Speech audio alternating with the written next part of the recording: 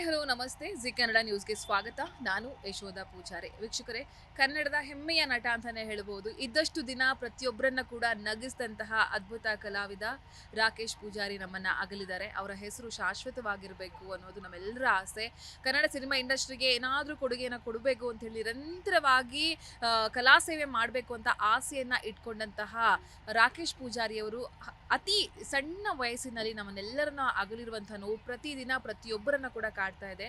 ರಾಕೇಶ್ ಪೂಜಾರಿ ಅವರ ಜೊತೆ ಅವರ ರೂಮ್ಮೇಟ್ ಆಗಿ 8-9 ವರ್ಷದಿಂದ ಸ್ನೇಹಿತನಾಗಿ ಇದ್ದಂತಹ ಸೂರಜ್ ಅವರು ನಮ್ಮ ಜೊತೆ ಇದ್ದಾರೆ. ಅವ್ರನ್ನ ಮಾತನಾಡಿಸ್ತಾ ಹೋಗ್ತೀನಿ. ಕಾಮಿಡಿ ಕಿಲಾಡಿ ಖ್ಯಾತಿಯ ಸೂರಜ್ ಅವರು. ಸೂರಜ್ ಅವರೇ, ತುಂಬ ನೋವಿನ ಸಂಗತಿ. ನಮಗೆ ನೋವಾಗುತ್ತೆ. ಎಲ್ಲೋ 1-2-3 ಕಡೆ ನೋಡಿದ್ದೀವಿ, ಮತ್ತು ಅದು ಬಿಟ್ಟರೆ ಪರದೆ ಮೇಲೆ ನೋಡಿದ್ದೀವಿ. ನೀವು ನಿತ್ಯ ನಿರಂತರವಾಗಿ ಒಂದೇ ರೂಮು, ಒಟ್ಟಿಗೆ ಮಲಗ್ತಿದ್ದವರು, ಒಂದೇ ಚಾಪೆ, ಒಂದೇ ತಟ್ಟೆಯಲ್ಲಿ ತಿಂತಾ ಇದ್ದವರು, ಇವತ್ತು ಅಂತಹ ಅದ್ಭುತ ಕಲಾವಿದನ್ನ ಕಳ್ಕೊಂಡು ಇಂಡಸ್ಟ್ರಿ ಬಡವಾಗಿದೆ ಅಂತ ಹೇಳಿದ್ರೆ ತಪ್ಪಾಗೋದಿಲ್ಲ. ಅವ್ರನ್ನ ನೆನೆದು ಏನೇನು ವಿಚಾರಗಳನ್ನ ಶೇರ್ ಮಾಡಬೇಕು ಅಂತ ಅನ್ಕೊಂಡಿದ್ದೀವಿ? ಅದೇ ಫಸ್ಟ್ ಆಫ್ ಆಲು ಬೇಸರ ಅಂತೂ ನಮಗೆ ಹೇಳೋಕ್ಕಾಗಲ್ಲ. ಬಟ್ 10 ವರ್ಷದಿಂದ ಜೊತೆಗೆ ಬಂದವ್ರು ನಾವು. ಆ್ಯಕ್ಚುಲಿ ಮಂಗಳೂರಲ್ಲಿದ್ದಾಗಲೂ ಅಷ್ಟೇ, 10 ವರ್ಷದ ಹಿಂದೆ ನನಗೆ ಪರಿಚಯ ನಾನು ಆಡಿಷನ್ಗೆ ಹೋದಾಗ, ನಾನು ಯಾವುದೇ ಆಡಿಷನ್ಗೆ ಹೋಗಲಿ ಅಲ್ಲಿ ಅವನು ಬರೋನು. ಆಗ ನಾವು ಅಂದ್ಕೊಳ್ಳೋದು, ಇವನು ಬಂದಿದ್ದ ಅಂದರೆ ಈಗ ನನ್ನ ಫೈನಲ್ ರೌಂಡಿಗೆ ನಾನು ಅವನು ಇಬ್ಬರೇ ಬರೋದು ಪ್ರತಿ ಸತಿ. ಸೊ ಅಲ್ಲಿಂದ ಫ್ರೆಂಡ್ಶಿಪ್ ಸ್ಟಾರ್ಟ್ ಆಯಿತು. ತುಂಬ ಕ್ಲೋಸ್ ಆದಂದ್ರೆ ನಾವು ಕಾಮಿಡಿ ಕಿಲಾಡಿಗಳಿಂದ. ಸೊ ಒಂದೇ ರೂಮಲ್ಲಿದ್ವಿ, ಜೊತೆಗೆ ಒಂದೇ ಆ ಬೆಡ್ಶೀಟ್ ಈಗಲೂ ನೋಡಿದಾಗ ನೆನಪು ಬರುತ್ತೆ. ಅದೊಂದು ನೆನಪಿಗಂತೂ ಒಂದು ಬೆಡ್ಶೀಟ್ನ ನಾವು ಎತ್ತಿಟ್ಕೊಂಡಿಟ್ಟಿದ್ವಿ, ಅದೊಂದು ಬ್ಲೂ ಇದು ಬೆಡ್ಶೀಟು. ಸೊ ಒಂದೇ ತಟ್ಟೆಯಲ್ಲಿ ತಿಂತಿದ್ವಿ, ಏನು ಕಷ್ಟ ಇದ್ದರೂ ಹಂಚ್ಕೋತಿದ್ವಿ. ಏನು ಆಸೆ ಅಂದರೆ ಕಲಾವಿದರಿಗೆ ನಿಮಗೆ ಗೊತ್ತೇ ಇರುತ್ತೆ, ನಾವು ಒಳ್ಳೆ ಸಿನಿಮಾ ಸಿಗಬೇಕು, ಒಳ್ಳೆ ಪಾತ್ರ ಸಿಗಬೇಕು. ಸೊ ಈ ಥರ ಭಾಳಷ್ಟು ಆಸೆ ಇತ್ತು ಅವನಿಗೆ. ಜೊತೆಗೆ ದೊಡ್ಡದು ಆಸೆ ಅಂದರೆ ತಂಗಿದೊಂದು ಮದುವೆ ಗ್ರ್ಯಾಂಡಾಗಿ ಮಾಡಬೇಕು. ಅಂದರೆ ನಮ್ಮ ಕಡೆ ನಿಮಗೆ ಗೊತ್ತಿದೆ, ಮೆಹಂದಿ ಎಲ್ಲ ತುಂಬ ಗ್ರ್ಯಾಂಡಾಗಿ ಮಾಡ್ತಾರೆ. ಸೊ ಅವನ ಆಸೆ ಅಷ್ಟೇ, ನಮ್ಮ ತಂಗಿದೊಂದು ಮದುವೆ ಮೆಹಂದಿ ಗ್ರ್ಯಾಂಡಾಗಿ ಮಾಡಬೇಕು. ಸೊ ಅವ್ನು ಗೆದ್ದಾಗಲೂ ಅಷ್ಟೇ ಆ ದುಡ್ಡನ್ನ ಹಂಗೆ ಮದುವೆಗಂತ ನೆತ್ತೆ ಇಟ್ಟಿದ್ದ. ಅದರಿಂದ ಈಗ 10 ವರ್ಷ ಆಯ್ತು ನೋಡಿ, ₹1 ಖರ್ಚು ಮಾಡಿಲ್ಲ. ಇಲ್ಲ ಅವನ ಹತ್ರ ಆ್ಯಕ್ಚುಲಿ ಅವನ ಹತ್ರ ದುಡ್ಡು ಇಲ್ದಿದ್ದಾಗಲೂ ಅಷ್ಟೇ. ಈಗ 2 ಇಯರ್ಸಿಂದ ಒಂಚೂರು ಟೈಟ್ ಆಗಿದೆ, ಆದರೂ ಅವನು ಅದನ್ನ ತೆಗೆದಿಲ್ಲ. ಆ ತಂಗಿ ಮದುವೆಗೆ ಅದು ಹಂಗೆ, ಅದನ್ನ ನಾನು ಅದಕ್ಕಂಟು ಇಟ್ಟಿದ್ದೀನಿ. ಸೊ ಈ ಥರ ಮಾತಾಡೋಕ್ಕಾಗ್ತದೆ, ಭಾಳ ನೆನೆಸ್ಕೊಂಡ್ರೆ ಬೇಜಾರಾಗುತ್ತೆ. ಕೊನೆಯದಾಗಿ ಮೀನ್ಸ್ ನಮ್ಗೆ ಗೊತ್ತಿರೋ ಪ್ರಕಾರ ರಾತ್ರಿ 10ವರೆಗೂ ಕೂಡ ನೀವು ಕಾಲ್ ಮಾಡಿ, ಅವರು ಅಗಲುವ ದಿನ 10ವರೆಗೂ ಕಾಲ್ ಮಾಡಿ ಕಾರ್ಯಕ್ರಮಕ್ಕೆ ಕರೆದಿದ್ದೀರಾ ಅನ್ನೋ ಮಾಹಿತಿ ನಮಗಿದೆ. ಸೊ ಆ ಸಂದರ್ಭದಲ್ಲಿ ನೋಡಿ, ನಿಮಗೆ ಗೊತ್ತೋ ಗೊತ್ತಿಲ್ಲದೆ ಒಂದು ಕೊನೆ ಮಾತು ಅಂತ ಅನಿಸುತ್ತೆ. ಆ ಕ್ಷಣದ ಬಗ್ಗೆ ನೆನ್ಪು ಮಾಡಿದಾಗ ಆ ಸಂದರ್ಭದಲ್ಲಿ ಅವ್ರು ಏನೇನು ಹೇಳಿದ್ರು ಅಂತ ಹೇಳಿ. ನಾನು ಆ್ಯಕ್ಚುಲಿ ಬೆಳಗಾಮಲ್ಲಿದ್ದೆ, ಈವೆಂಟಲ್ಲಿದ್ದೆ. ಸೊ 17th ಒಂದು ಬೆಂಗಳೂರಲ್ಲಿ ಈವೆಂಟ್ ಬಂತು. ಸೊ ಟಕ್ ಅಂತ ಹಿತೇಶಿಗೆ ಫೋನ್ ಮಾಡಿದೆ, ನೆಕ್ಸ್ಟು ಅವನು ರಾಕಿಗೆ ಫೋನ್ ಮಾಡಿ 17th ಈ ಥರ ಬೆಂಗಳೂರಲ್ಲಿ ಈವೆಂಟ್ ಇದೆ, ಬರೋಕ್ಕಾಗುತ್ತೆ ಅಂದರೆ ಅವ್ನಿಗೆ ನಮಗೆ ಗೊತ್ತಿದೆ ಅವ್ನು ಬ್ಯುಸಿ ಇದ್ದಾನೆ ಊರಲ್ಲಿ ಶೂಟಲ್ಲಿ ಅಂತ. 17th ಬರಬೇಕು ನನಗೆ, ನಾನು ಬರ್ತೀನಿ, ನಂಗೊಂದು ಬೆಳಿಗ್ವರೆಗೂ ಟೈಮ್ ಕೊಡು ನೀನು, ಬೆಳಿಗ್ಗೆ ನಾನು ಗ್ಯಾರಂಟಿ ಕನ್ಫರ್ಮ್ ಮಾಡ್ತೀನಿ ಅಂತ. ಅದಕ್ಕೆ ನಾನು ಹೇಳಿದೆ, ಓಕೆ ನಿನ್ನ ಹೆಸರು ನಾನು ಕಳಿಸಿರ್ತೀನಿ, ರಾಕಿ ಬರ್ತಾನೆ ಅಂತ. ಒಂದು ವೇಳೆ ಆಗಿಲ್ಲ ಅಂದರೆ ಬೆಳಿಗ್ಗೆ ಒಂದು ಫೋನ್ ಮಾಡು, ನಾನು ಟಕ್ಕ ಚೇಂಜ್ ಮಾಡ್ತೀನಿ. ಇಲ್ಲ ನಾನು ಬರ್ತೀನಿ, ಹಿಂಗೆ ಫೋನ್ ಮಾಡ್ತೀನಿ ಯಾವುದಕ್ಕೂ ಬೆಳಿಗ್ಗೆ ಅಂತೇಳಿ ಫೋನ್ ಇಟ್ಟಿದ್ದಾನೆ. ಸೊ ಒಂದು 2 ಗಂಟೆ ಆಗುವಾಗ ಫೋನ್ ಬಂತು, ನಾನು ಈವೆಂಟಲ್ಲಿ ಇದ್ದೀನಿ, ಕೇಳಿಸ್ತಿಲ್ಲ ಸೌಂಡಲ್ಲಿ. ರಾಕಿಗೇನು ಆಯಿತು, ನಂಗೆ ಏನು ಕೇಳಿಸ್ತಿಲ್ಲ, ಏನೋ ಆಯಿತು ಅನ್ನೋದು. 2 ಗಂಟೆ ಆಗಿದೆ ನೋಡಿ, ನಿಮ್ಗೆ ಗೊತ್ತಿರ್ತಾರೆ 2 ಒಂದು ಮಧ್ಯರಾತ್ರಿ ಫೋನ್ ಬಂದಾಗ ಏನೋ ಆಯಿತು ಅಂದಾಗ ಏನಾಯಿತು, ಈಗ ಫುಲ್ ಬ್ಲ್ಯಾಂಕ್ ಅದೇ. ನನಗೆ ಕೇಳಿಸಿಲ್ಲ, ಟಕ್ಕ ಮೆಸೇಜ್ ಮಾಡಿ ಅಂತ. ಮೆಸೇಜ್ ನೋಡ್ತೀನಿ, ರಾಕಿಗೇನೋ ಆಯಿತು ಅಂತ. ಟಕ್ಕ ನಮ್ಮ ಅನೀಶಿಗೆ ಫೋನ್ ಮಾಡಿದೆ ನಾನು, ಅನೀಶ್ ಎಂಜಿನಾಂಡು ಏನಾಯಿತು ಅನ್ನೋಷ್ಟರಲ್ಲಿ ಅಷ್ಟು ಮಾತಾಡಿಲ್ಲ, ಅವನು ಸೌಂಡ್ ಕೇಳಿಸಿದೆ, ಅವನು ಅಳ್ತಿದ್ದಾನೆ ಜೋರಾಗಿ. ಅದು ಟೋನು ಕೇಳಿದ್ರೆ ಈಗಲೂ ಭಯ ಆಗುತ್ತೆ. ಅವನು ಹೇಳ್ತಿದ್ದಾನೆ, ಹಿಂದ್ಗಡೆ ಪ್ರವೀಣಂದು ವಾಯ್ಸ್ ಕೇಳ್ತಿದೆ, ಅವನು ಜೋರಾಗಿ ಕಿರಿಸ್ತಿದ್ದಾನೆ, ಆ ಕಡೆ ದೀಪಿಕನು ಕಿರಿಸ್ತಿದ್ದಾಳೆ. ಆಗಲೇ ಗೊತ್ತಾಯಿತು, ಕಂಪ್ಲೀಟ್ ಬ್ಲ್ಯಾಂಕ್ ಆಗಿ ಸ್ಟೇಜು ಇಳಿದು ಸೀದಾ ಕಾರಿಗೆ ಬಂದು ಮತ್ತೆ ಫೋನ್ ಮಾಡಿದಾಗ ಹಿಂಗೆ ಅಂತ ಹೇಳಿದ್ರು. ಏನು ಮಾಡಿದ್ರು, ಟಕ್ಕಂತ ಇಮಿಡಿಯೇಟ್ ಅಲ್ಲಿಂದ ಬಂದುಬಿಟ್ಟೆ. ಬೇಜಾರಾದರೆ ಅವರು ಅಂದರೆ ತುಂಬ ಆಸೆ ಇತ್ತು. ಅವ್ನು ಬೇರೆ ಕಾಂತಾರ ಎಲ್ಲ ಮಾರ್ತಿದ್ದ, ಅವ್ನು ನಮ್ಮ ಹತ್ರ ಹೇಳೋನು, ಕಾಂತಾರ ಬಂದಮೇಲೆ ಏನೋ ಒಂದು ಸಕ್ಸಸ್ ಸಿಗುತ್ತೆ, ನನಗೆ ಬ್ರೇಕ್ ಸಿಗುತ್ತೆ, ಆಗ ನಾನು ಬೇರೆಲ್ಲ ಭಾಷೆ ಸಿನಿಮಾಕ್ಕೆಲ್ಲ ಮಾಡಿದ್ರೆ ನಾನು ನಿಮ್ಮನ್ನು ಕರಿತೀನಿ, ನೀವು ಬಂದುಬಿಡಿ ಅಂದರೆ. ತುಂಬ ಒಳ್ಳೆ ಹುಡುಗ, ಒಳ್ಳೆ ಅಂದರೆ ಯಾವುದಕ್ಕೂ ಒಂದು ದಿನ 10 ವರ್ಷದಿಂದ ನೋಡ್ತಿದ್ದೀವಿ. ನಾನು ಅದೇ ನನಗೆ ತಲೆ ಬರೋದು. ನಾವಾದ್ರೆ ಯಾವುದಾದ್ರೂ ಒಂದು ಬೇಜಾರಾದರೆ ಏನೋ ಒಂದಿದ್ರೆ ಯೋಚನೆ ಮಾಡ್ಕೊಂಡು ಏನೋ ಕೂತ್ಕೊಂಡು ಏನೋ ಇರ್ತೀವಿ. ಅವ್ನು ಆ ಥರ ಯಾವುದಕ್ಕೂ ಯೋಚನೆ ಮಾಡಿ ಬೇಜಾರು ಮಾಡಿರೋದು ಅವ್ನು ನೋಡಿಲ್ಲ. ಯಾವ್ದು ಎಲ್ಲಿಗೋದ್ರೂ ನಗ್ಸ್ ಬರ್ತಾನೆ, ಅವ್ನು ನಗಿಸ್ತಿರ್ತಾನೆ ಯಾರನ್ನು. ಎಲ್ಲೋದ್ರೂ ಒಂದು ಸಾವಿನ ಮನೆಗೆ ಹೋದ್ರೂ ನಗ್ಸ್ ಬರ್ತಾನೆ. ಆ ಥರ ಮನುಷ್ಯ ಅಂದರೆ ಭಾಳ ತಮಾಷೆ, ಭಾಳ ಖುಷಿಲಿರೋ ಮನುಷ್ಯ ಅವನು. ಬಟ್ ಇವತ್ತು ಅದೇ ಮನುಷ್ಯ ಅಂದ್ರೆ ಅವ್ರಿಗೆ ಎಲ್ಲೋ ಮುನ್ಸೂಚನೆ ಇತ್ತಾ? ನಯನ ಅವ್ರು ಹೇಳ್ತಾ ಇದ್ರು life is short, me too ಅಂತೇಳಿ ಒಂದು ಪೋಸ್ಟ್ ಕೂಡ ಹಾಕೊಂಡಿದ್ರು ಇನ್ಸ್ಟಾಗ್ರಾಮ್ ಅಲ್ಲಿ ಅಂತ ಒಂದು ಮಾತು ಕೇಳ್ಪಟ್ವಿ. ಹೌದಾ? ರೂಮಲ್ಲಿ ಹೇಗಿತ್ತು ಅವ್ರ ನಡವಳಿಕೆ? ಅಂದ್ರೆ ಬೆಂಗಳೂರು ಬಂದಾಗ ಫಿಕ್ಸು ನಿಮ್ಮ ಜೊತೆನೇ ಇರ್ತಿದ್ದವರು, ಹೇಗಿರ್ತಿತ್ತು ನಡವಳಿಕೆ ಎಲ್ಲ? ರೂಮಲ್ಲಿ ಬಂದಾಗಲ ನಮ್ಗೆ ಆಮೇಲೆ ಅದೆಲ್ಲ ಒಂದೊಂದು ಸಿಂಕ್ ಆಗ್ತಾಯಿತ್ತು. ಅವ್ನು ನೋಡಿದ್ರೆ ಬಯೋಲ್ಲಿ ಹಾಕಿರೋದು ಲೈಫ್ ಇಸ್ ಟೂ ಶಾರ್ಟು. ಆಮೇಲೆ ಗಾಡೀಲಿ ಏನೋ ಒಂದು ಹಾಕಿದ್ದಾನೆ ಸೇಮ್ ಆ ಥರನೇ ಲೈಫ್ ಇಸ್ ಟೂ ಶಾರ್ಟ್ ಅನ್ನೋ ಥರ. ಅದೆಲ್ಲ ನಮಗೆ ಆಮೇಲೆ ಸಿಂಕ್ ಆಗ್ತಾ ಹೋಯ್ತು. ಆ ತಾಯಿ ಹೇಗೆ ಸಮಾಧಾನ ಮಾಡಿದ್ರಿ ನಿನ್ನೆವರೆಗೂ? ಅಂದರೆ ಸಮಾಧಾನ, ಈ ತಾಯಿ ಅಂದರೆ ಏನು ಪಾಪ ಅವ್ರು ನೋಡುವಾಗಲ್ಲ ಅವ್ರು ನೆನೆಸ್ಕೊಂಡ್ರೇ ಬೇಜಾರಾಗುತ್ತೆ. ಸುಸ್ತಾಗಿದ್ದಾರೆ, ಅಳ್ತಾನೆ ಇದ್ದಾರೆ. ನನ್ನ ಮಗ ಎನ್ನ ಬಾಲೆ ಓಲ್ಲೆ ಇದನ್ನೇ ಹೇಳ್ತಿದ್ದಾರೆ. ನಾವು ಏನು ಹೇಳ್ಬೋದು ಹೇಳಿ ಆ ಟೈಮಲ್ಲಿ? ಇನ್ನೂ ಅವರು ಅದರಿಂದ ಹೊರಗಡೆ ಬಂದಿಲ್ಲ. ಬಟ್ ಅದೇ ಅವರು ಒಂಚೂರು ಸ್ಟ್ರಾಂಗ್ ಆಗಬೇಕಷ್ಟೇ. ಇಂಡಸ್ಟ್ರಿಯಲ್ಲಿ ಇವತ್ತು ಕೂಡ ದುನಿಯಾ ವಿಜಯ್ ಸರ್, ನಾನು ಹೆಣ್ಣು ಮಗಳ ಮದುವೆಗೆ ನಾನು ಸಹಾಯ ಮಾಡ್ತೀನಿ, ನಾವು ಮಾತಾಡ್ಸಿದ್ ಬಂದ ಸಂದರ್ಭದಲ್ಲಿ ನಮ್ಮ ವಾಹಿನಿಗೆ ಹೇಳ್ಕೊಂಡಿದ್ದಾರೆ, ನಾನು ಸಹಾಯ ಮಾಡ್ತೀನಿ, ಮದುವೆಗೆ ಏನು ಬೇಕು ನನ್ನ ಕೈಯಲ್ಲಿ ನಾನು ಬರ್ತೀನಿ, ನಿಂತೀನಿ ಅಂತ ದುನಿಯಾ ವಿಜಯ್ ಸರ್ ಕೂಡ ಹೇಳಿದ್ದಾರೆ. ಬೆಳಿಗ್ಗೆ ಆ್ಯಕ್ಚುಲಿ ಪ್ರೇಮ್ ಸರ್ ಸಿಕ್ಕಿದ್ರು ಡಬ್ಬಿಂಗ್ ಹೋದಾಗ. ಅವರು ಮಾತಾಡ್ಬೇಕಾದ್ರೆ ಫಸ್ಟ್ ಹೇಳಿದೆ, ಮಗನೇ ಅವ್ರ ಮದುವೆ ಇದ್ದಾಗ, ತಂಗಿ ಮದುವೆ ಇದ್ದಾಗ ಹೇಳು, ನಾನು ಬರ್ತೀನಿ, ಅದೇನಿದ್ರು ನಾನು ನಿಂತು ಮಾಡಿಸ್ತೀನಿ, ನಾನು ಇದ್ದೀನಿ. ಆಮೇಲೆ ರಕ್ಷಿತಾ ಮೇಡಮ್ ಅವರು ಅಂತೂ ಬಿಡಿ, ಅವ್ರು ಇದ್ದೇ ಇರ್ತಾರೆ. ರಕ್ಷಿತಾ ಮೇಡಮ್, ಅನುಶ್ರಕ್ ಆಗಲಿ, ಭಟ್ರು ಸರ್ ಆಗಲಿ, ಪ್ರತಿಯೊಬ್ಬರು ಯಾರೆಲ್ಲ ವಿಷಯನ ಕೇಳ್ಬಿಟ್ಟು ಎಲ್ಲರೂ ನಾವಿದ್ದೀವಿ, ನಾವು ಸಹಾಯ ಮಾಡ್ತೀವಿ, ಪ್ರತಿಯೊಬ್ಬರು ಸಪೋರ್ಟಿವ್ ಆಗಿ ನಿಂತಿದ್ದಾರೆ. ಸೊ ಇನ್ನೊಂದು ಅಂದರೆ ಅವನಿಗೆ ದೊಡ್ಡದಾಗಿ ಅವನು ತುಂಬ ಫ್ರೆಂಡ್ಸ್ನ ಗಳಿಸಿದ್ದಾನೆ.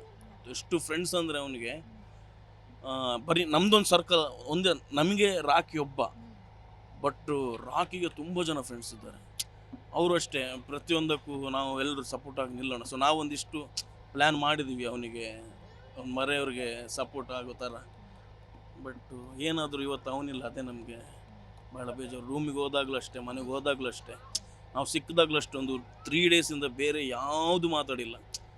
ಎಲ್ಲರೂ ಒಂದೊಂದು ಅವ್ನು ಹಿಂಗಿದ್ದ, ಹಿಂಗೆ ಮಾತಾಡ್ತಿದ್ದ, ಹಿಂಗೆ ಹೇಳ್ತಿದ್ದ ಅಂದರೆ ಕಣ್ಣು ಮುಂದೆ ಬರೋದು ಅದು ಪ್ರತಿಯೊಂದು. ಅಲ್ಲಿ ಮನೇಲೂ ಅಷ್ಟೇ, ಬಿಡಿ ಅದು ಹೇಳೋಕ್ಕಾಗಲ್ಲ. ಮೊನ್ನೆದು ಕಣ್ಣಲ್ಲಿ ನೋಡೋಕ್ಕಾಗಿಲ್ಲ.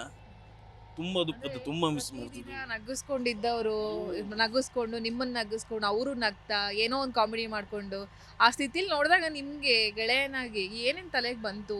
ಲೈಫ್ ಅಂದರೆ ಏನಪ್ಪ ಇದು, ಅದು ಸಣ್ಣ ವಯಸ್ಸು, ಜಸ್ಟ್ 33 ಇಯರ್ಸ್ ಅಷ್ಟೇ. ಇಲ್ಲ, ನಮ್ಗೆ ಅದು ನೋಡ್ಲಿಕ್ಕೇ ಆಗಿಲ್ಲ. ಅಂದರೆ ನಮಗೆ ಈಗಲೂ ನಮ್ಗೆ ನಂಬಕ್ಕಾಗ್ತಿಲ್ಲ. ಈಗಲೂ ಅವನು ಇದ್ದಾನೆ, ಎಲ್ಲೋ ಇದ್ದಾನೆ, ಈ ಥರನೇ ಫೀಲಿಂಗು. ಅಂದರೆ ತುಂಬ ಸ್ಟ್ರಾಂಗ್ ಅವನು, ಯಾವ ವಿಷಯದಲ್ಲಾಗಿರಿ. ಅಂದರೆ ಯಾವುದಕ್ಕೂ ಬೇಜಾರು ಮಾಡಲ್ಲ. ಒಂದು ವೇಳೆ ಅವನಿಗೇನಾದರೂ ಏಟಾದರೂ ಏನಾದರೂ ಕೇರ್ ಮಾಡಲ್ಲ. ಅವನು ತಲೆನೇ ಕೆಡ್ಸ್ಕೊಳ್ಳಲ್ಲ. ನಾವು ಬೇಜಾರು ಮಾಡ್ಕೋತೀರಿ, ಏನು ಹಿಂಗೆ ಏಟಾಗಿದೆ, ಹಿಂಗೆ ಏನಿಲ್ಲ. ಅವನು ಅಷ್ಟು ಆ ಥರ ತುಂಬ ಸ್ಟ್ರಾಂಗ್ ಅವನು. ಸ್ಟ್ರಾಂಗ್ ಅಂದರೆ ನಮ್ಮ ಟೀಮಲ್ಲಿ ಅವನಷ್ಟು ಸ್ಟ್ರಾಂಗ್ ಆಗಿರೋ, ಫಿಸಿಕಲಿ ಕೂಡ ಮೆಂಟಲಿ ಎರಡರಲ್ಲೂ ತುಂಬ ಸ್ಟ್ರಾಂಗ್ ಅವನು. ಬಟ್ ಅವನಿಗೆ ಈ ಥರ ಆಗಿರೋದು ನಮ್ಗೆ ಈಗಲೂ ಅದನ್ನ ಡೈಜೆಸ್ಟ್ ಮಾಡೋಕ್ಕಾಗ್ತಿಲ್ಲ. ಈಗಲೂ ಅದನ್ನ ಅರಗಿಸ್ಕೊಳ್ಳೋಕೆ ಆಗ್ತಿಲ್ಲ. ಅಂದರೆ ಅಷ್ಟು ಚೆನ್ನಾಗಿದ್ದ, ಒಂದು ಡ್ಯಾನ್ಸ್ ಮಾಡ್ತಾ, ಬಟ್ ಖುಷಿಲಿ ಹೋದ ನೋಡಿ, ಎಲ್ರಿಗೂ ಖುಷಿ ಕೊಡ್ತಿದ್ದ. ಏನಿಲ್ಲ, ಅವ್ನು ಆ್ಯಕ್ಚುಲಿ ಮನೆಗೆ ಬಂದು ಮೆಹಂದಿ ಫಂಕ್ಷನ್ಗೆ ಹೋಗ್ತೀನಿ ಅಂತ ಮನೇಲಿ ಹೇಳಿ ಹೋಗಿದ್ದ. ನಮ್ಮ ಹತ್ರ ಮೆಹಂದಿ ಫಂಕ್ಷನ್ಗೆ ಹೋಗಿ ಬರ್ತೀನಿ ಅಂತ. ಸೊ ಮನೇಲಿದ್ದ 10:30, 11ವರೆಗೂ. ನಾನು ಆ ಟೈಮಲ್ಲಿ ಮನೇಲಿದ್ದಾಗಲೇ ಫೋನ್ ಮಾಡಿರೋದು. ಆಮೇಲೆ ಹೋಗಿದ್ದಾನೆ. ಹೋದ್ಮೇಲೆ ಮೊನ್ನೆ ವೀಡಿಯೋ ನೋಡುವಾಗಲೇ ಗೊತ್ತಾಯಿತು, ಹಿಂಗೆ ಎದೆ ಹಿಡಿತಾನೆ. ಮೋಸ್ಟ್ಲಿ ಅದು ಏನಕ್ಕೆ ಹಿಡ್ದಿದ್ದಾನೆ ಏನು ಗೊತ್ತಿಲ್ಲ ನಮಗೂ. ಬಟ್ ಈಗೇನಾದ್ರು ಅವ್ನಿಗೆ ನೋವು ಬಂದಿರ್ತಾ ಇದೆ, ಅವ್ನು ಹೇಳಲಿಲ್ವಾ. ಮತ್ತೊಂಚೂರು ಆರಾಮ್ಸೆ ಕೂತ ಮೇಲೆ ನಾವು ಉಳಿದ ಬೀಟ್ ಹಾಕಿದ್ರಂತೆ. ಆಮೇಲೆ ಎದ್ದು ಕುಣಿಬೇಕಾದ್ರೆ ಅಲ್ಲೇ ಬಿದ್ದ ಅಂತ ಹೇಳಿದ್ರು. ಆಮೇಲೆ ಹಾಸ್ಪಿಟ್ಲಿಗೆ ಕರ್ಕೊಂಡೋಗಿ ಡಾಕ್ಟ್ರ್ ನೋಡೋಷ್ಟರಲ್ಲಿ ಇಲ್ಲ ಅಂತ. ಆಮೇಲೆ ಇದು ಕಾಂತಾರ ನನಗೆ ಅವಕಾಶ ಸಿಕ್ತು ಅಂತೇಳಿ ಡೇ ಎಲ್ಲ ಸಂಭ್ರಮಿಸಿದ್ರಂತೆ. ಅವತ್ತೇ ಆಕ್ಸಿಡೆಂಟ್ ಕೂಡ ಆಯಿತು ಅನ್ನೋದಕ್ಕೆ ಸಂಬಂಧಪಟ್ಟಂಥ ಮಾಹಿತಿ, ಇದ್ರ ಬಗ್ಗೆ ನೀವು ಹೇಳೋದಾದರೆ? ಇಲ್ಲ, ಅದೇ ನೋಡಿ ನಾನು ಹೇಳೋದು. ಆ್ಯಕ್ಚುಲಿ ಆ ಟೈಮಲ್ಲಿ ಅವ್ನಿಗೆ ಆಕ್ಸಿಡೆಂಟ್ ಆದರೂ ನಮಗೆ ಅವನು ನೋಡೋಕ್ಕಾಗ್ತಿರ್ಲಿಲ್ಲ. ನಮ್ಗೆ ಅಂದರೆ ನಾವು ಆ ಟೈಮಲ್ಲಿ ಹತ್ತಿದ್ದೀವಿ ಎಲ್ಲರೂ, ನಾವಂತಲ್ಲ ಪ್ರತಿಯೊಬ್ಬರು ಹಾಸ್ಪಿಟ್ಲ್ಗೆ ಹತ್ತಿದ್ದೀವಿ. ಏನಾಯ್ತು ಇವನಿಗೆ ಅಂತ. ಅಂದರೆ ನಮ್ಮ ಗ್ರೂಪಲ್ಲಿ ಅದೆಲ್ಲ ಫಸ್ಟ್ ಅಲ್ವಾ ಆಗೋದು. ಆಗಲೂ ಅವ್ನಿಗೆ ಅದು ಕೇರ್ ಇಲ್ಲ. ಅವನು ನಮ್ಮನ್ನು ನಗ್ಸೋನು, ಹಾಸ್ಪಿಟಲ್ ನಮ್ಮನ್ನು ನಗ್ಸೋನು, ಡಾಕ್ಟ್ರ್ ನಗ್ಸೋನು. ಡಾಕ್ಟ್ರ್ ಟೆನ್ಷನ್ ಆಗ್ತಿತ್ತು. ಡಾಕ್ಟ್ರ್ ಅಯ್ಯೋ ನೀನು ಹಂಗೆ ಆರಾಮಾಗಿರಿ, ಹಂಗೆಲ್ಲ ಒಂಚೂರು ಅಲ್ಲಾಡಬೇಡ, ಆರಾಮಾಗಿ ಕೂತ್ಕೊ ನೀನು. ಅವ್ರನ್ನ ನಗಿಸ್ತಿದ್ದ ಅವನು. ಅಷ್ಟು ಪಾಸಿಟಿವ್ ಅವನು, ಅಷ್ಟು ಸ್ಟ್ರಾಂಗ್ ಆಗಿದ್ದ. 1 ತಿಂಗಳಲ್ಲಿ ರಿಕವರ್ ಆಗಿ ಕರೆಕ್ಟ್ ಆಗಿದ್ದಾನೆ ಪ್ರಾಪರ್. ಪಕ್ಕ ಮೊದಲು ಹೆಂಗಿದ್ದ ಹಂಗೆ. 1 ತಿಂಗಳು, ಡಾಕ್ಟ್ರ್ ಇದೊಂದು 5-6 ತಿಂಗಳು ಬೇಕು ಇವನು ರಿಕವರಿ ಆಗಲಿಕ್ಕೆ ಅಂತ ಹೇಳಿದರು. ಅಂದರೆ ಏಟು ಬಿದ್ದಿತ್ತಲ್ವಾ. 1 ತಿಂಗಳಲ್ಲಿ ಅಂದರೆ ಒಂದು ವಿಲ್ ಪವರ್ ಅಷ್ಟು ಸ್ಟ್ರಾಂಗ್ ಆಗಿದೆ. ಸೊ ಅಷ್ಟು ಸ್ಟ್ರಾಂಗ್ ಇದ್ದವನಿಗೆ ಏನಾಯಿತು ಅನ್ನೋದೇ ಭಾಳ ಬೇಜಾರು. ರಿಷಬ್ ಶೆಟ್ಟಿ ಸರ್ ಬರಲಿಲ್ಲ ಅನ್ನೋದಕ್ಕೆ ಸಂಬಂಧಪಟ್ಟಂತೆ ನಿಮ್ಮ ನಡುವೆನೇ ಒಂದಷ್ಟು ಜನ ಪೋಸ್ಟರ್ಗಳು ಹಾಕೊಂಡು ಬರಬೇಕಿತ್ತು. 30 ಕಿಲೋಮೀಟರ್ ದೂರದಲ್ಲಿದ್ದರು, ಶೂಟಿಂಗಲ್ಲಿದ್ದರು, ಒಂದು ವಿಸಿಟ್ ಕೊಡ್ಬೋದಿತ್ತು. 60ರಿಂದ 70 ದಿನ ಶೂಟಿಂಗ್ ಮಾಡಿದ್ದಾರೆ. ಆ್ಯಂಡ್ ಪ್ರತಿ ಸಲ ರಿಷಬ್ ಅಣ್ಣ ನಾನು ನೆಕ್ಸ್ಟ್ ಲೆವೆಲ್ ಅಂತ ಹೇಳ್ಕೊ ಬರ್ತಾ ಇದ್ರು. ಅವ್ರು ಬರಲಿಲ್ಲ ಅನ್ನೋದು ನಿಮ್ಗೆಲ್ರಿಗೂ ಕೂಡ ಬೇಜಾರಿದೆ ಅನ್ನೋ ಮಾಹಿತಿ. ಇದ್ರ ಬಗ್ಗೆ ಹೇಳೋದಾದ್ರೆ ಬಟ್ ಅದೇ ಅವ್ರ ಪಾಯಿಂಟ್ ಆಫ್ ವ್ಯೂ ಏನಿದೆ ಅಂತ ಗೊತ್ತಿರಲ್ಲ. ಬಟ್ ಖಂಡಿತ ಅವ್ರು ಬಂದೇ ಬರ್ತಾರೆ. ಅಂದರೆ ಅವ್ರದ್ದು ಒಂದಿಷ್ಟು ಮೀಡಿಯಾ ಅದು ಇದು ಅಂದರೆ ಗೊತ್ತಲ್ಲ ನಿಮ್ಗೆ, ಅವ್ರು ಬಂದರೆ ಏನಾಗುತ್ತೆ ಅಂತ. ಸೊ ಅದಕ್ಕೋಸ್ಕರ ಒಂಚೂರು ಅವರು ವೆಯ್ಟ್ ಮಾಡಿ 100% ನಮಗೆ ಗ್ಯಾರಂಟಿ ಇದೆ ಸದ್ಯದಲ್ಲೇ ಅವರು ಬಂದೇ ಬರ್ತಾರೆ ಅಂತ. ಬರ್ತಾರೆ ಅವರು. ಆ ಸಿನಿಮಾದ ಬಗ್ಗೆ ಎಷ್ಟು ಆಸೆ ಇತ್ತು? ತುಂಬ ಅಂದರೆ ಅವನು ಎಲ್ಲರ ಹತ್ರ ಹೇಳ್ಕೊಂಡು ಬರ್ತಿದ್ದ. ನಮ್ಮ ಹತ್ರ ಈಗ ನಮ್ಮ ಸರ್ಕಲಲ್ಲಿ ಏನಿದೆ, ಬೇರೆಯವ್ರು ನಮಗೆ ಬಂದು ಹೇಳ್ತಿದ್ರು. ಈಗ ಮೊನ್ನೆ ಎಲ್ಲ ಈ ಥರ ಆದಮೇಲೆ, ನಾನಿನ್ನು ಸಿಗಲ್ಲ, ನನ್ನ ತಿಕ್ಕುಜ್ಜಿ, ನಾನಿನ್ನು ಬ್ಯುಸಿ ಆಗ್ತೀನಿ, ನನಗಿನ್ನು ಒಳ್ಳೆ ಬ್ರೇಕು, ನನ್ನೊಂದು ಈ ಥರ ಸೀನ್ಗಳಿದೆ. ರಿಷಬ್ ಸರ್ ನನಗೆ ಭಾಳ ಹೊಗಳಿದ್ರು, ಟೀಮ್ ಹೊಗಳಿದ್ರು. ರಿಷಬ್ ಸರ್ ನನಗೆ ಆ್ಯಕ್ಚುಲಿ ಹೇಳಿದ್ದಾರೆ, ಒಂದು ಸೀನ್ ನಾನು ಮಾಡಿದೆ, ಬರೀ ಒಂದು ಕಣ್ಣಲ್ಲಿ ರಿಯಾಕ್ಷನಲ್ಲೇ ಸೀನ್ ಇತ್ತು. ಅದು ನೋಡಿದ ತಕ್ಷಣ ನಾನಿನ್ನು ಯಾವುದೆಲ್ಲ ಸಿನಿಮಾ ಮಾಡ್ತೀನಿ, ಎಲ್ಲ ಸಿನಿಮಾದಲ್ಲಿ ನೀನು ಇಡ್ತೀಯ, ಅದನ್ನೆಲ್ಲ ಎಷ್ಟು ಖುಷಿಯಲ್ಲಿ ಅದೊಂದು ಅವ್ನು ಹೇಳ್ತಿದ್ದು ನಮ್ಗೆ ಈಗಲೂ ನೆನಪಿದೆ. ಅವ್ರು ಪಂತಿರಿಯೋ ನೆಕ್ಸ್ಟ್ ಪೂರ ಪಿಕ್ಚರ್ಗೆ ನನ್ನೆಲ್ಲ ಆಗ್ತಾರಂತೆ ಅವರು. ಅಂದರೆ ಅವ್ರಿಗೂ ಆ್ಯಕ್ಚುಲಿ ಭಾಳ ಫೇವ್ರೇಟ್ ನಟ ಅವನು. ಆ್ಯಕ್ಚುಲಿ ಅವ್ರಿಗೆ ಗೊತ್ತಿರಲಿಲ್ಲ, ಅಂದರೆ 70 ಡೇಸ್ ಅವ್ರಿಗೆ ವರ್ಕ್ ಮಾಡಿದಾರಲ್ವ. ಸೊ ಅವ್ರಿಗೆ ಗೊತ್ತಿದೆ ಅವನು ಯಾವ ಥರ. ತುಂಬ ಒಳ್ಳೆ ಆ್ಯಕ್ಟ್ರು, ತುಂಬ ಒಳ್ಳೆ ಆ್ಯಕ್ಟ್ರು. ಇನ್ನೊಂದು ಬೇಜಾರು ಅಂದರೆ ಪಾಪ ಆ ಸಿನಿಮಾನ ನೋಡೋಕ್ಕೂ ಅವನಿಲ್ಲ.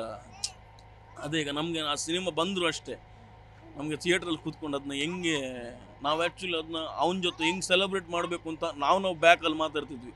ಯಾಕೆ ಸಿನಿಮಾ ಬಂದಾಗ ಹೀಗೆ ಮಾಡಬೇಕು, ಒಂದು ಹೀಗೆ ಕಟ್ಔಟ್ ಹಾಕಬೇಕು, ಮಂಗಳೂರಲ್ಲೆಲ್ಲ ಫುಲ್ಲ ಒಂದು ಫ್ಲೆಕ್ಸ್ ಹಾಕಬೇಕು.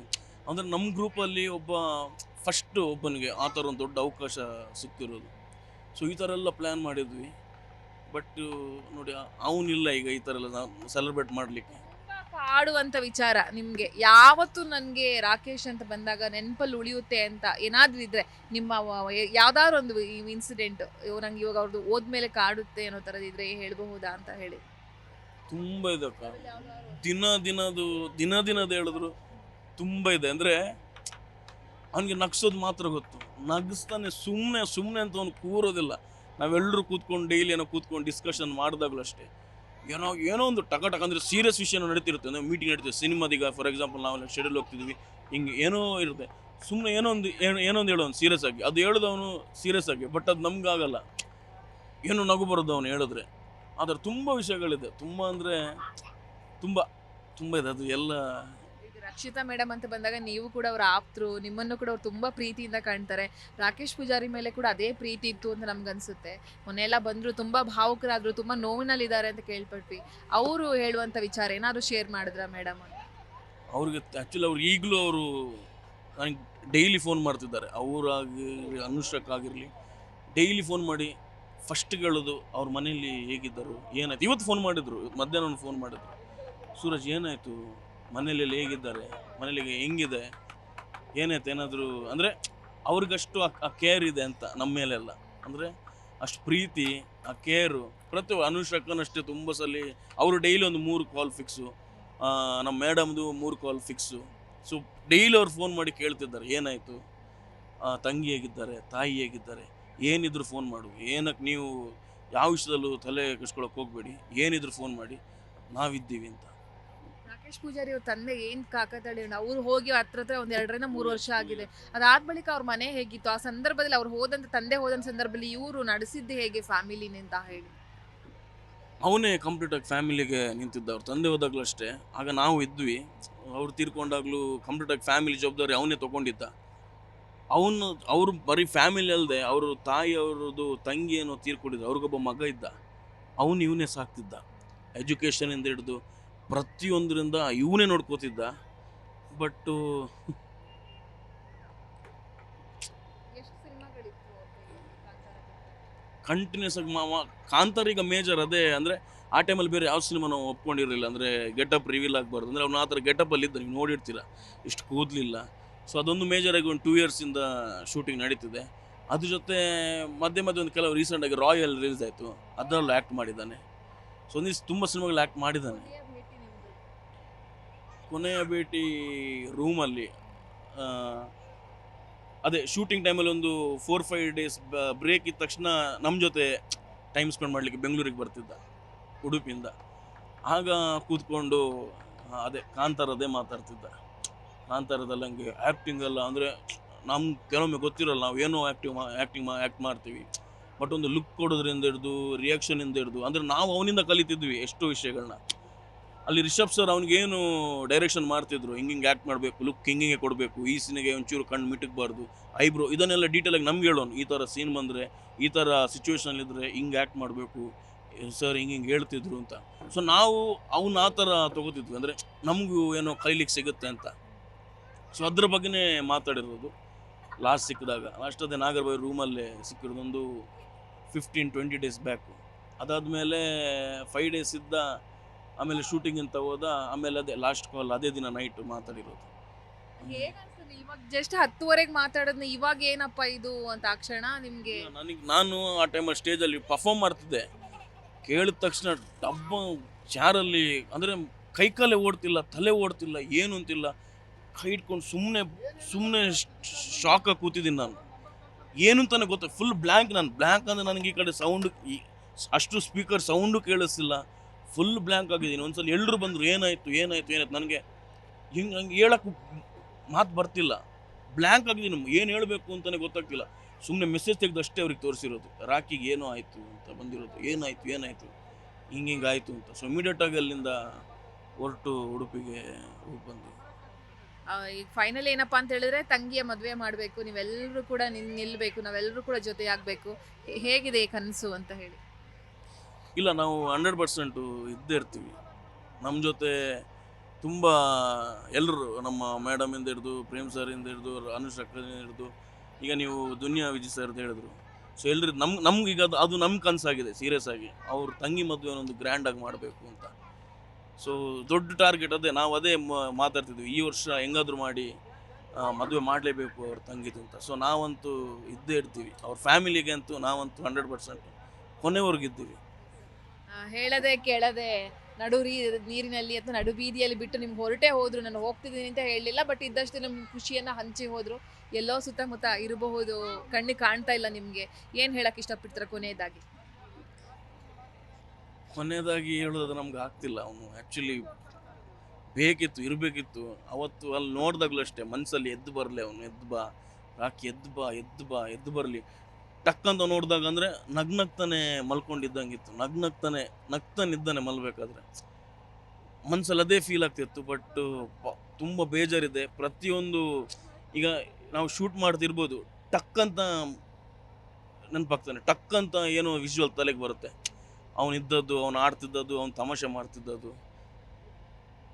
ಒಂದ್ಸಲಿ ಬ್ಲ್ಯಾಂಕ್ ಆಗ್ತೀವಿ, ಏನು ತಲೆನೇ ಓಡಲ್ಲ. ಭಾಳ ನಮಗೆ ನಮ್ಮ ತಂದೆ ತಾಯಿಗಾಗಲಿ ಎಲ್ರಿಗೂ. ಈಗ ಅಂದರೆ ನಾವೀಗ ಎಲ್ಲಿ ಹೋದ್ರು ನೋಡಿ, ಶೂಟಿಂಗ್ ಹೋದಾಗಲೂ ರಾಕಿಗೆ ಏನಾಯಿತು, ಪ್ರತಿಯೊಬ್ಬರು ಅದೇ ಬಂದು ಕೇಳೋದು, ಪ್ರತಿಯೊಬ್ಬರು. ಸೊ ಕೇಳಿದಾಗ ಮತ್ತೆ ಅಂದರೆ ಡೈಲಿ ಬೆಳಿಗ್ಗೆ ಎದ್ದರೆ ನೆನಪಾಗ್ತಾನೆ. ಡೈಲಿ ಬೆಳಿಗ್ಗೆ ಎದ್ದ ತಕ್ಷಣ ಅವನದೇ ನಾವು ಫೋಟೋ ನೋಡೋದು, ಅವನದೇ ರೀಲ್ಸ್ ನೋಡೋದು, ಅವನದೇ ವೀಡಿಯೋಸ್ ನೋಡೋದು. ನಾನು ಮತ್ತು ಅವನು ಹುಚ್ಚು ಕಟ್ತದೆ ಏನೋ ಒಂದು ವೀಡಿಯೋ, ನಾನು ಅವನು ಆ್ಯಕ್ಟ್ ಮಾಡ್ತೀವಿ ಏನೋ ಒಂದು ವೀಡಿಯೋ. ಅಂದರೆ ಬೆಡ್ಡಿಂದ ಇಳಿಯೋಕ್ಕೇ ಮನಸ್ಸು ಬರಲ್ಲ, ಅದೇ ಗುಂಗಲ್ಲಿ ಎದ್ದೇಳ್ತೀವಿ ಬೆಳಿಗ್ಗೆ. ಒಟ್ಟು ನಮ್ಮನ್ನೆಲ್ಲ ಬೇಜಾರು ಮಾಡಿಬಿಟ್ಟು ಹೋದಷ್ಟೇ. ಹೇಗಾಯ್ತು ನೋಡಿ, ಅಪ್ಪು ಸರ್ದು ಹಾಗೆ ಆಯ್ತು. ಹಿಂದಿನ ದಿನ ಹೋಗಿದ್ರು ಯಾವುದೋ ಒಂದು ಫಂಕ್ಷನ್ನು, ಅಲ್ಲಿ ಎದೆ ಇಟ್ಕೊಂಡು ನೆಕ್ಸ್ಟ್ ಡೇ ನೋಡಿದ್ರೆ ಅದೇ ಸೇಮ್ ಟು ಸೇಮ್. ಅದು ಕೂಡ ಸಾಮಾಜಿಕ ಜಾಲತಾಣದಲ್ಲಿ ಸೌಂಡ್ ಆಗ್ತಾ ಇದೆ. ಇನ್ನೊಂದು ಜೋರಾಗಿ ಪಾರ್ಟಿ ಮಾಡಿದ್ರು ಅಪ್ಪ ಇವರು, ಪಾರ್ಟಿ ಮಾಡಿ ಈ ಥರ ಆಗಿರ್ಬೋದು, ಡ್ಯಾನ್ಸ್ ಮಾಡಿದ್ರು, ಅದಕ್ಕೆ ಈ ಥರ ಆಗಿರ್ಬೋದು ಅನ್ನೋ ಥರ ಚರ್ಚೆಗಳು, ಕಮೆಂಟ್ಗಳನ್ನ ಕೂಡ ಗಮನಿಸಿದೆ ನಾನು. ನೀವು ಸ್ನೇಹಿತನಾಗಿ ತುಂಬ ಹತ್ತಿರದಲ್ಲಿ ಕಂಡಿದ್ದೀರಾ, ಈ ರೀತಿ ಸುಮ್ಮನೆ ಒಂದೇನೋ ಮಾತಾಡೋರಿಗೆ ಏನು ಹೇಳ್ತೀರಾ ಅಂತ? ಅದೇ ನಮ್ಗೆ ಅದೊಂದು ಬೇಜಾರಿದೆ. ಆ್ಯಕ್ಚುಲಿ ನಾವು ನೋಡ್ತಿದ್ದೀವಿ ಸೋಷಿಯಲ್ ಮೀಡ್ಯಾದಲ್ಲೆಲ್ಲ, ಈ ಯೂಟ್ಯೂಬಲ್ಲೆಲ್ಲ ಏನೇನು ಅದು ಸಂಬಂಧ ಇರಲ್ಲ, ಏನಿಲ್ಲ, ಬಾಯಿಗೆ ಬಂದಂಗೆ ಏನೇನು ಇಷ್ಟ ಬಂದಂಗೆ ಏನೇನು ಆಗ್ತಿರ್ತಾರೆ. ಏನೇನು ಅವರು ಅಂದರೆ ಅದು ಕಥೆನೇ ಇಲ್ಲ, ಇವರೇ ಸುಮ್ಮನೆ ಕತೆ ಮಾಡ್ಕೊಂಡು. ಸೊ ದಯವಿಟ್ಟು ನಾವು ಕೈ ಮುಗಿದು ಕೇಳ್ಕೊಳ್ಳೋದಷ್ಟೇ, ನಮ್ಮ ಕೈಲಂತದ್ದು ನೋಡೋಕ್ಕಾಗಲ್ಲ. ನಿಮ್ಗೆ ಇಷ್ಟ ಬಂದಾಗ ಮಾತ್ರ ಸೋಷಿಯಲ್ ಮೀಡ್ಯಾದಲ್ಲಿ ಹಾಕ್ಲಿಕ್ಕೆ ಹೋಗಬೇಡಿ. ವಿಷಯ ಆ ಥರ ಏನೂ ಇಲ್ಲ. ಕುಣಿತಿದ್ದಂಗೆ ಪಾಪ ಬಿದ್ದ ಆರ್ಟು ಇದು ಅಟ್ಯಾಕ್ ಆಗಿದೆ, ಇಷ್ಟೇ ಆಗಿರೋದು, ಬೇರೆ ಏನೂ ಆಗಿಲ್ಲ. ನೀವು ಬಾಯಿಗೆ ಬಂದಂಗೆ ಹೆಂಗೆ ಬೇಕು ಹಂಗೆಲ್ಲ ಹಾಕ್ಲಿಕ್ಕೆ ಹೋಗಬೇಡಿ ಅಂತ ಹೇಳಕ್ಕೆ ಇಷ್ಟಪಡ್ತೀನಿ ಅಷ್ಟೇ. Thank you so much Suraj ಅವರೇ. ನೋವಲ್ಲಿದ್ದೀರಾ, ಶೂಟಿಂಗಲ್ಲಿ ಬ್ಯುಸಿ ಇದ್ದೀರಾ, ಆದರೂ ಕೂಡ ನಮ್ಗೆ ಟೈಮ್ ಮಾಡಿಕೊಂಡು ಒಂದಷ್ಟು ವಿಚಾರಗಳನ್ನ ಶೇರ್ ಮಾಡಿದ್ರಿ. ಮತ್ತೆ ಮತ್ತೆ ಸೇರುವಾಗ ಮತ್ತೆ ಏನಾದ್ರು ಒಂದು ವಿಚಾರವನ್ನ ಅವರ ವಿಚಾರಗಳನ್ನ ಹೇಳೋದು ನಮ್ಮ ನೋಡಿ, ಈಗ ಕೊನೆವರೆಗೂ ಎಷ್ಟು ವರ್ಷ ಆದರೂ ನಮಗೊಂದು ಖುಷಿನೇ ಇಲ್ಲ. ಖುಷಿ ಇಲ್ಲ ಅಂದರೆ ನಾವು ಏನು ಒಳ್ಳೆ ಕೆಲಸ, ಅವ್ನು ಸಿನಿಮಾ ಮಾಡಬೇಕು ಅಂದ್ರೆ, ನಾವೊಂದು ಕತೆ ಕೂತ್ಕೋಬೇಕಂದ್ರು, ನಾವೊಂದು ಪಾರ್ಟಿ ಮಾಡ್ಲಿಕ್ಕೆ ಕೂತ್ಕೋಬೇಕಂದ್ರು ನಮಗೆ ನೆನಪು ಬರೋದು ಅವಂದೇ ಮಾತಾಡ್ಬೇಕು. ನಾವು ಮೊನ್ನೆಯಿಂದಷ್ಟು ನಾವು ಅದೇ ಹೇಳ್ತಿದ್ವಿ, ಕೊನೆಯವರೆಗೆ ನಾವು ಒಂದೇ ವಿಷಯ ಮಾತಾಡಬೇಕಲ್ವ. ಅಂದರೆ ಅಷ್ಟು ನೆನಪುಗಳನ್ನ ನಮಗೆ ಕೊಟ್ಟೋಗಿದ್ದಾನೆ, ಅಷ್ಟು ನೆನಪಿದೆ, ಜಾಸ್ತಿ ಬೇಜಾರಿದೆ ನಮಗೆ. ಥ್ಯಾಂಕ್ ಯು ಸೋ ಮಚ್ ನಮ್ಗೆ ಟೈಮ್ ಕೊಟ್ಟಿದ್ದಕ್ಕೆ. Thank you so much. Thanks. ವೀಕ್ಷಕರೇ, ಇದು ಸೂರಜ್ ಅವರ ಮಾತುಗಳು. ಕ್ಯಾಮ್ರಾ ಪರ್ಸನ್ ದೀಪಕ್ ಜೊತೆ ಯಶೋಧ ಪೂಜಾರಿ, ಬೆಂಗಳೂರು.